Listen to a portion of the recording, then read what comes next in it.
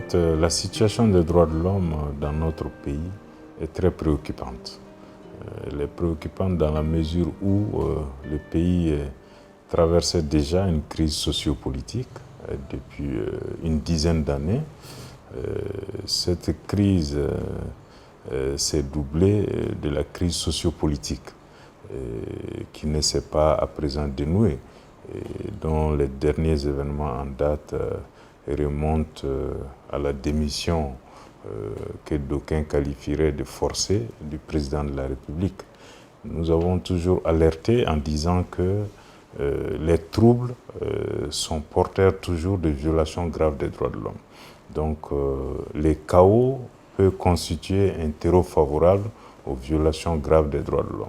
Et c'est pour cette raison que la CNDH n'a jamais manqué de tirer la sonnette d'alarme en invitant les autorités à respecter les droits fondamentaux des populations à manifester pacifiquement, mais également à demander aux populations à exercer leurs droits et leurs libertés publiques dans le respect des textes, et ça de façon pacifique. Donc nous estimons que la situation ne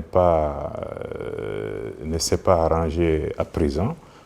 Des préoccupations demeurent sur le plan du respect des droits de l'homme.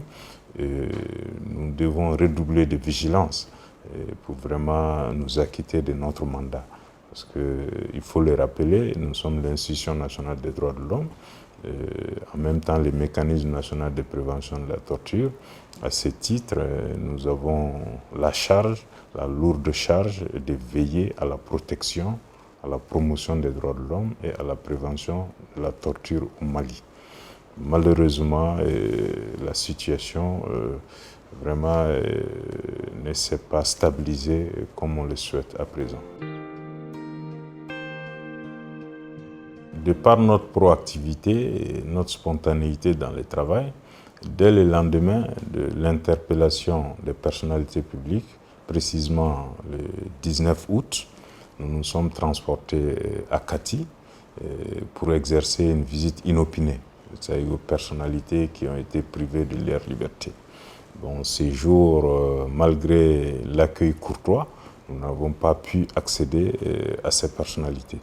Mais on nous a promis, on a pris l'engagement de nous rappeler pour pouvoir nous acquitter de notre mandat. Et c'est ce qui s'est passé hier. Hier, le 27 août, on nous a demandé de venir pour nous acquitter de notre mandat légal. Et dans un premier temps, nous avons rencontré le président du Comité national de salut public. Et on lui a expliqué le mandat de la CNDH.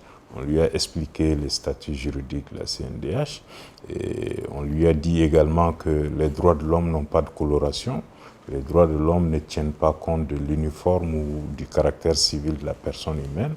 Les droits de l'homme concernent toutes les personnes humaines, quelle que soit leur coloration, quelle que soit leur corporation.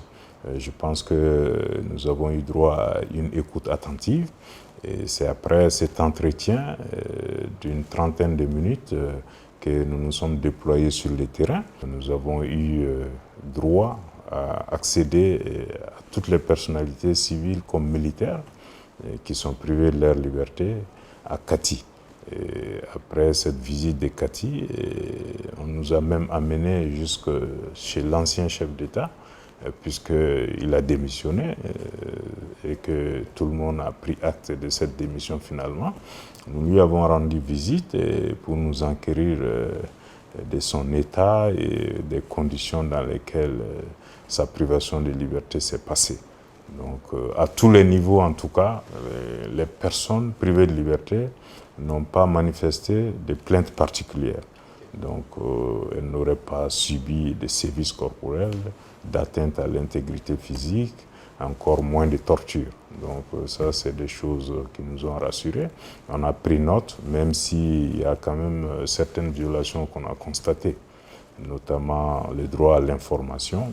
Les gens sont privés de l'information à certains niveaux.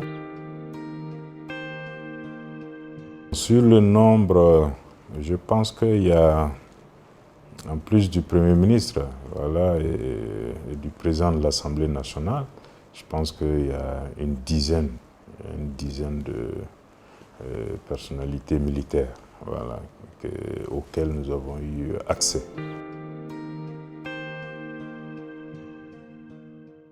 Les défis majeurs, c'est d'abord le défi sécuritaire.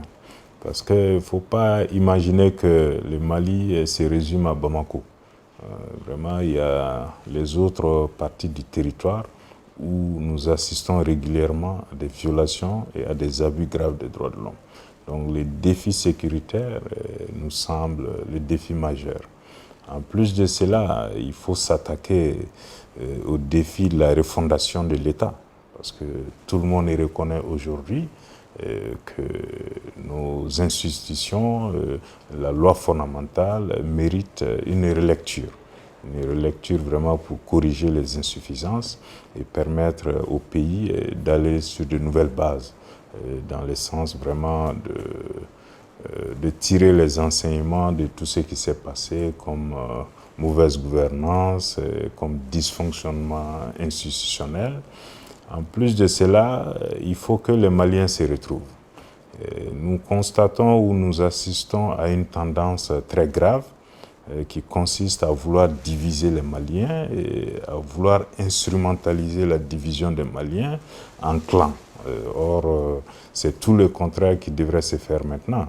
Nous avons pris acte de ce qui s'est passé. Maintenant, il est temps que les Maliens se retrouvent et en famille, qu'il y ait des concertations nationales, qu'il y ait, si vous voulez, une conférence nationale pour que chacun, en fonction de sa compétence ou de ses capacités, contribue à l'édification du nouveau Mali que nous espérons tous de tout notre cœur. Donc vraiment éviter très sérieusement ces discours qui sont en train de prendre corps où les gens proposent des acteurs privilégiés pour le nouveau Mali au détriment d'autres Maliens. Ça, c'est anticonstitutionnel parce que la Constitution dit clairement que tous les Maliens naissent libres et égaux. Et aucune discrimination n'est permise, tenant compte de la race, de l'ethnie, de la couleur de la peau, encore moins de l'opinion politique ou religieuse. Donc j'insiste là-dessus, et ça c'est vraiment un danger qui est en train de nous guetter et auquel il faut vraiment mettre un terme très rapidement.